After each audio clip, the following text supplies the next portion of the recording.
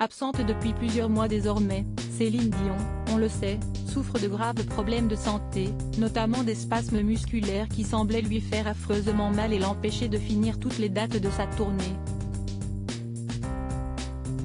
Cependant, ces derniers jours sont pleins d'espoir pour les fans de la chanteuse québécoise. Celle-ci irait mieux et aurait même participé à un nouveau projet en enregistrant une chanson pour une comédie romantique, dans laquelle elle joue son propre rôle.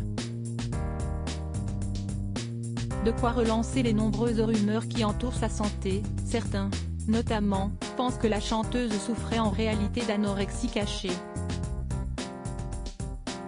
Une théorie totalement réfutée par ses plus proches. Rien à voir avec de l'anorexie, aurait-il d'ailleurs pesté récemment dans les journaux, contrarié de voir les nombreuses photos de paparazzi qui la montraient effectivement très, voire trop, mince depuis un an. En réalité, selon eux, rien de tout cela, ces spasmes occasionneraient seulement de lourds problèmes digestifs, l'empêchant de se nourrir comme elle le voudrait, expliquant sa grosse perte de poids.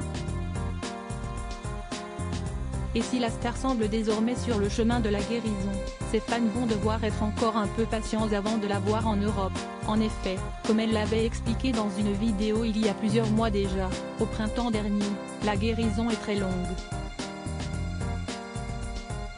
Elle est sur le bon chemin, elle est en train de se remettre, assurent des proches.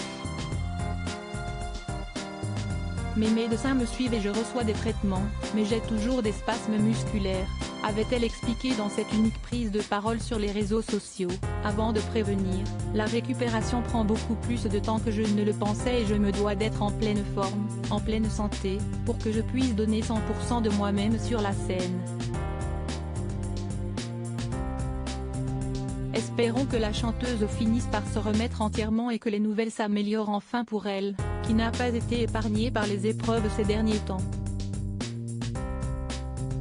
Sa mère, Thérèse, qui l'accompagnait depuis ses débuts, est en effet décédée en 2020 à l'âge de 92 ans, et 17 ans après son père, mort en 2003.